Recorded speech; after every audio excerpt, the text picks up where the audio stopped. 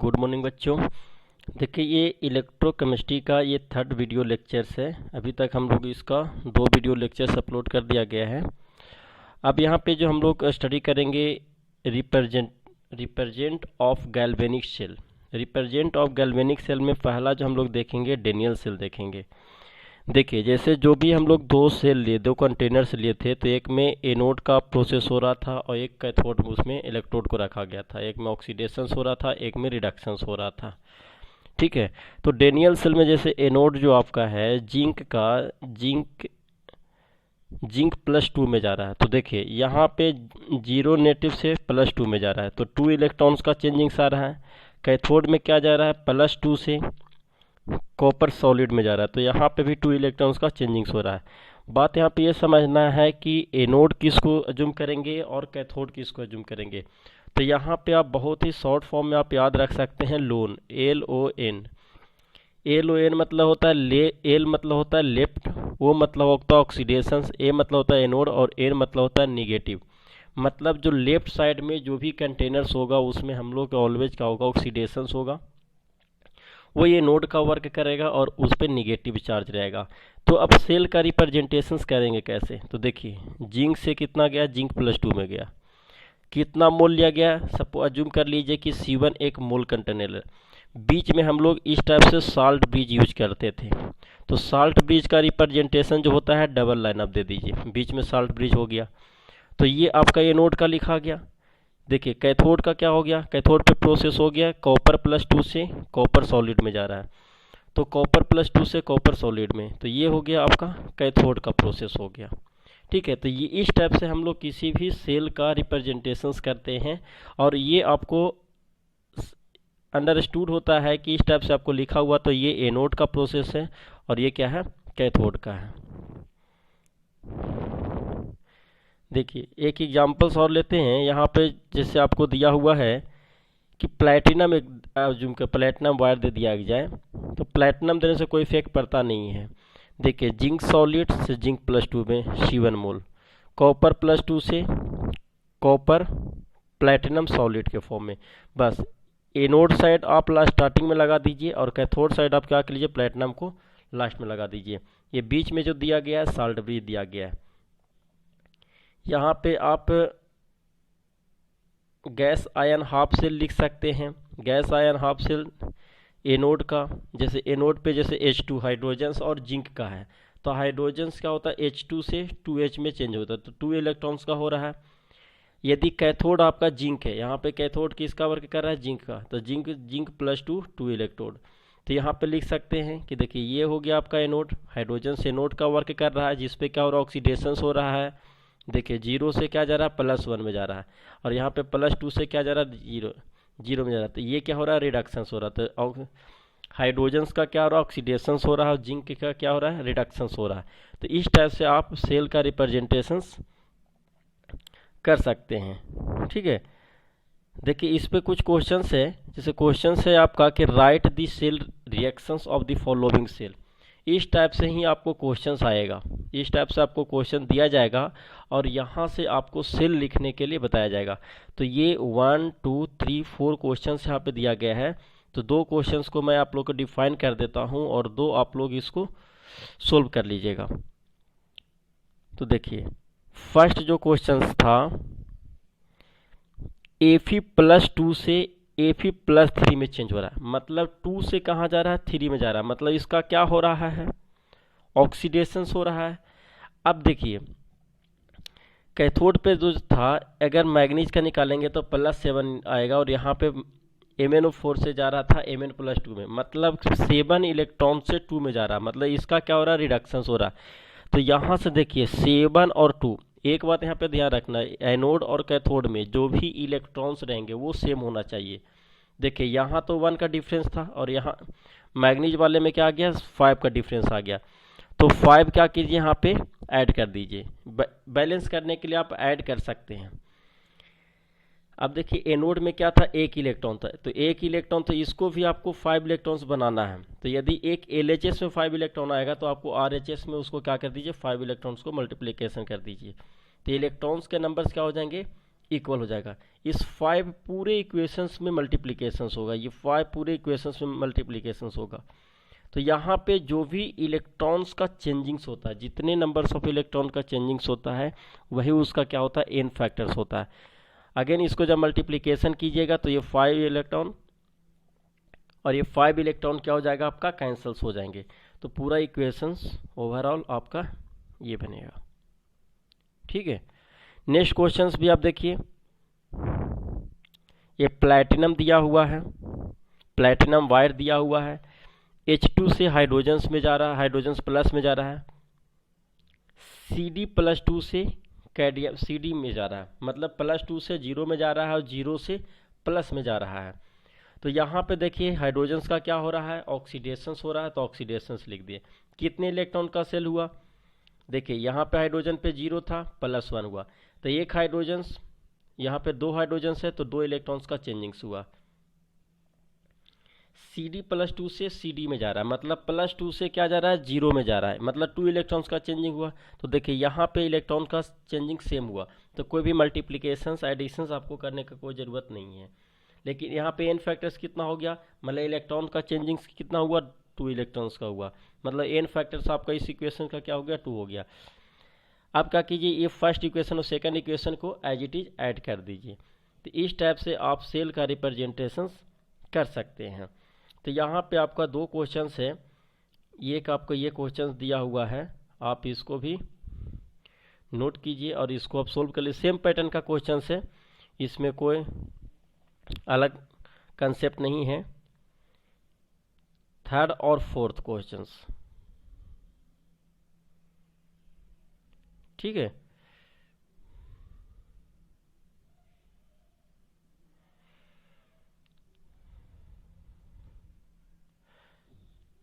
अब देखिए यहाँ ये बहुत एक इम्पोर्टेंट कंसेप्ट है, डिटर्मिनेशंस ऑफ इलेक्ट्रोड पोटेंशियल।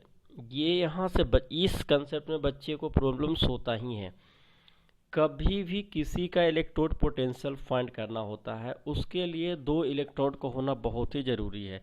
देखिए electrode potential of a single electron can not be calculated. कभी भी सिंगल इलेक्ट्रोड से हम लोग इलेक्ट्रोड पोटेंशियल कैलकुलेट नहीं कर सकते। तो इसके लिए हम लोग क्या करेंगे, इसके लिए क्या करेंगे कि हम लोग 2 इलेक्ट्रोड लेंगे, लेकिन उसमें एक इलेक्ट्रोड ऐसा होना चाहिए, स्टैंडर्ड होना चाहिए, जिसकी आपका कुछ वैल्यूज आपको पता होना चाहिए। तो मैं अज्यूम कर रहा हूँ कि ये जो कंटेनर है स्टैंडर्ड इलेक्ट्रोड है, जिसको मैं V0 बोल दिया हूँ, इसको मैं V बोल दिया हूँ, और ये यहाँ पे एक एमीटर लगा दिया हूँ जहाँ पे कुछ रिजल्टेंट आपको वोल्टेज आएगा।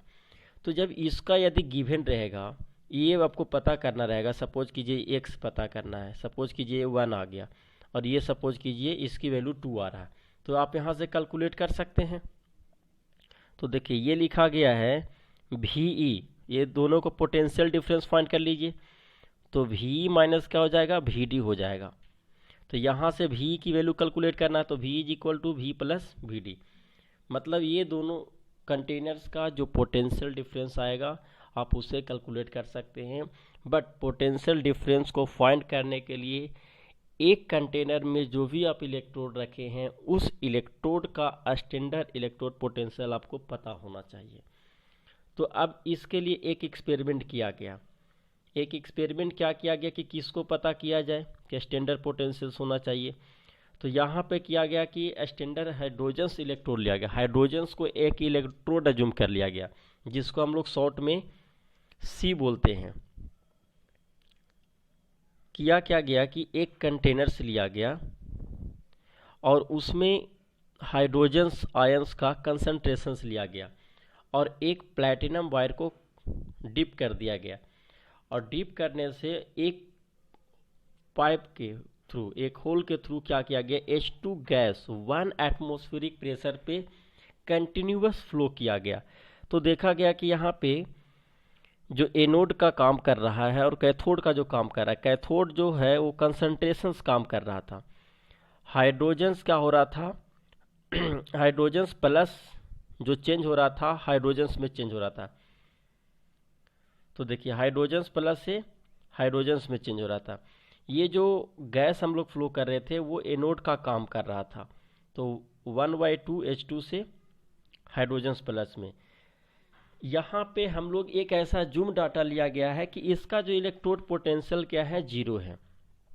एक्सपेरिमेंटल डाटा, ऐसा नहीं है, हम लोग फिक्स नहीं है, बट ये एक्सपेरिमेंटल डाटा हम लोग के ले लिया गया है कि जो हाइड्रोजन्स का होता है जो इलेक्ट्रोड पोटेंशियल होता है 0 होता है। अब यहीं से हम लोग कंपेयर कर सकते हैं, हाइड्रोजन से कम आया, निगेटिव में भी हो सकता है, पॉजिटिव में भी हो सकता है। तो हम लोग का मतलब एक बेस मिल गया कि हाइड्रोजन जो है उसका इलेक्ट्रोड पोटेंशियल क्या है, 0 है। अब किसी भी मेटल का यदि आपको इलेक्ट्रोड पोटेंशियल फाइंड करना है तो क्या करेंगे, एक कंटेनर लेंगे, अब इसमें C रख देंगे। C मतलब हो गया स्टैंडर्ड हाइड्रोजन इलेक्ट्रोड। तो इसकी वैल्यू आपको पता है, इसकी वैल्यू क्या पता है, 0 पता है, ठीक है। अब इसमें जो भी मेटल रखेंगे, जब मेटल रखेंगे तो यहाँ पे कुछ ना कुछ तो वैल्यू आएगा। अज्यूम कीजिए कि ये दोनों का V माइनस V0 की वैल्यू आ गया 1.1 आ गया, ठीक है। अब बताइए कि V0 की वैल्यू तो हम लोग को पता है 0, इसका मतलब इसके वैल्यू, इस इलेक्ट्रोड की वैल्यू क्या आ जाएगा, V की वैल्यू क्या आ जाएगा, इसको हम लोग वहाँ पे नोटेशन में V बोले थे, तो V की वैल्यू क्या आ जाएगा, V की वैल्यू आ जाएगा 1.11, ठीक है। V की वैल्यू क्या आ जाएगा, 1.11 आ जाएगा, ठीक है। तो इस टाइप से हम लोग किसी भी मेटल्स का इलेक्ट्रोड पोटेंशियल फाइंड कर सकते हैं with compare to standard hydrogen electrode. एक में आपको स्टैंडर्ड हाइड्रोजन इलेक्ट्रोड पोटेंशियल लेना है और दूसरे कंटेनर में डिफरेंट आप मेटल को रख कर सकते हैं। तो जब देखिएगा NCERT में एक लंबे सीरीज आपको दिया हुआ है, हाइड्रोजन्स का देखिएगा आपको 0 दे दिया गया है और कुछ वैल्यू पॉजिटिव में और कुछ वैल्यू निगेटिव में। तो वो याद तो नहीं होना चाहिए, बट वो आपको न्यूमेरिकल्स पर्पस में आपको यूज आएगा। देखिए, when different element and arrange in order of their SRP और SOP, standard reduction potential और standard oxidation potential, a series is obtained which is known as electrochemical series। इस experiment से आपको SRP और SOP फाइंड आउट होगा, ठीक है। अब देखिए ये बहुत ही इंपॉर्टेंट इक्वेशंस है, next equations. It is use to calculate EMF of cell. जब आप केमिकल इक्विलिब्रियम पढ़ा रहे थे तो एक फार्मूला बताया था, del G is equal to del G0 RT ln Q। ln को हमको लॉग में भी चेंज किए थे। स्टार्टिंग जब हम लोग इलेक्ट्रोकेमिस्ट्री पढ़े थे तो एक स्पॉन्टेनियस और नॉन स्पॉन्टेनियस को चेक करने के लिए del G is equal to NF E cell define किए थे। तो del G0 is equal to लिख सकते हैं NF E0 सेल। क्या कीजिए, ये दो जो वैल्यू है, फर्स्ट और सेकंड जो वैल्यू है, इसको क्या कीजिए, दोनों को इस इक्वेशंस में पुट कीजिए। इसको दोनों को क्या कीजिए, इस इक्वेशन में पुट कीजिए। जब पुट कीजिएगा तो कुछ आपको इस टाइप से फाइंड आउट होगा, है ना। E cell is equal to E0 cell minus 2.303 RT NF log 10Q। यहाँ पे सभी जो होना चाहिए स्टैंडर्ड होना चाहिए। T मतलब रूम टेम्परेचर, फ़ारेनहाइट 96500 R 8.314। जब पूरे वैल्यू को जब कैलकुलेट कीजिएगा तो कुछ आपका नेक्स्ट इक्वेशन इस टाइप से कैलकुलेट होगा। E0 cell is equal to E cell is equal to E0 cell minus 0.0591 divided by n log n। देखिए n जो होता है n factor of the cell reaction, जो जितने भी देख रहे थे हम लोग के इलेक्ट्रॉन का जो चेंजिंग्स हो रहा था वही उसका क्या होता है, n फैक्टर होता है। Total number of electron exchanging during cell reactions, कितने इलेक्ट्रॉन्स का चेंजिंग्स होते हैं, इस पे हम लोग कुछ आपको स्टेप बता देता हूँ कि कैसे इस फार्मूले पे क्वेश्चंस को सोल्व करना है। तो सबसे पहले क्या करना है कि जो भी आपको सेल दिया जाएगा उसको right oxidations half and reductions half reactions को क्या करना है, सबसे पहले लिख लेना है। Right oxidations half and reductions half reaction, उसके अगेन क्या करना है, जैसे हम लोग देखे थे कि एन फैक्टर्स आया था, इलेक्ट्रॉन्स को क्या किए थे, कैंसिल किए थे। अगेन क्या करना है कि दोनों ऑक्सीडेशंस को और रिडक्शंस हाफ शेल को दोनों को क्या कर देना, ऐड कर देना है, नेट चार्ज लिख देना है। अगेन कैलकुलेट हम लोग वहाँ से कर सकते हैं, एन फैक्टर्स कर सकते हैं। ई नोट सेल फाइंड करने के लिए हम लोग एक फार्मूला पढ़े थे, ई naught cathode minus E naught anode. तो यहाँ पे ये फार्मूला भी आपको लिख दिया गया है, E naught cell minus E cell is equal to E naught cathode minus E naught anode. Again calculate Q करना, quotient reactions quotient from the net cell reactions. यहाँ पे यूज ये फार्मूला आप कर सकते हैं, E cell is equal to, जो अब ये नेक्स्ट इक्वेशंस आपको सोल्व किया गया है ना, E cell is equal to E naught cell 0.591 in log Q. इस पे देखिए एक क्वेश्चंस आपको सोल्व करके बताते हैं। कैलकुलेट दी ईएमएफ, क्या करना है, कैलकुलेट ईएमएफ करना है of Daniell cell when a concentrations of zinc sulphate and copper sulphate. तो जिंक सल्फेट का दिया हुआ है 0.001 मोल और कॉपर सल्फेट का दिया हुआ है 0.1 मोल। स्टैंडर्ड पोटेंशियल सेल दिया हुआ है 1.1, जो स्टैंडर्ड पोटेंशियल है। तो हम लोग डेनियल सेल में जानते हैं कि जो कॉपर होता है कैथोड का काम करता है, मतलब रिडक्शंस का काम करता है। ऐसे भी देख सकते हैं +2 से 0 में जा रहा है तो रिडक्शंस का काम हो गया, और जो जिंक हो गया वो ऑक्सीडेशंस का काम कर रहा है, 0 से +2 में जा रहा है। तो यहाँ से आप कैलकुलेट कर सकते हैं कि एन फैक्टर कैलकुलेट कर सकते हैं। एन फैक्टर्स कितना हो गया, 2 इलेक्ट्रॉन का चेंजिंग हुआ, देखिए यहाँ पे 2 इलेक्ट्रॉन्स और ये 2 इलेक्ट्रॉन्स, ये क्या हो जाएगा आपका, कैंसिल हो जाएंगे। तो देखिए सबसे पहले क्या किए, रिडक्शंस आप लिख दिए, फिर ऑक्सीडेशंस आप लिख दिए, इलेक्ट्रॉन्स को कैंसिल हुआ, टोटल कर दिया, ठीक है। तो यहाँ से आपको एन कैलकुलेट हो गया, 2 इलेक्ट्रॉन का चेंजिंग हुआ। आपको स्टैंडर्ड इलेक्ट्रोड पोटेंशियल दिया हुआ ई नॉट, ठीक है। अब देखो क्वोशेंट निकालने के लिए, क्यू की वैल्यू निकालने के लिए आपको केमिकल इक्विलिब्रियम में बताया गया था कि सबसे पहले प्रोडक्ट साइड वाला कॉपर सॉलिड जिंक, फिर कॉपर +2 जिंक। वहाँ पे एक बात याद रखनी है कि जब सॉलिड का बताया गया था तो एक्टिव मास 1 बताया गया था।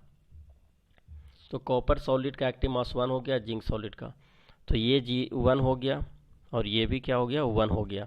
तो जिंक +2 और कॉपर +2 का कंसंट्रेशन की वैल्यू कैलकुलेट कीजिएगा तो 10 - 2 आ जाएगा। अब ई नोट सेल फार्मूला था, E naught cell, E cell is equal to E naught cell minus 0.0591 divided by 2 log, यहाँ से क्यू की वैल्यू रख दीजिए 10⁻²। अगेन जब इसको कैलकुलेट कीजिएगा,